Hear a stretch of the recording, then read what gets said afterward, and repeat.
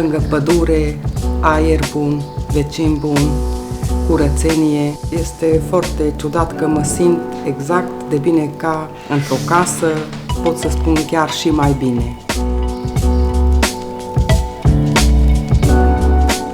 În primul rând, e acasă. Simt în totalitate acest apartament.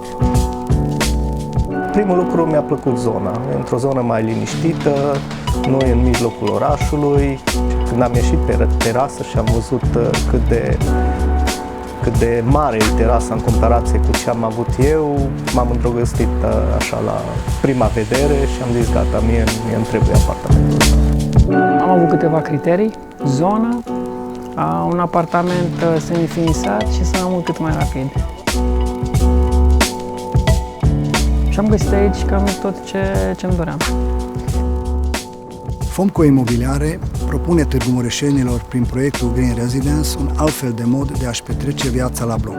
Ne dorim să creăm o stare de bine în rândul viitorilor proprietari și un sentiment de bucurie că au făcut o alegere inspirată și corectă.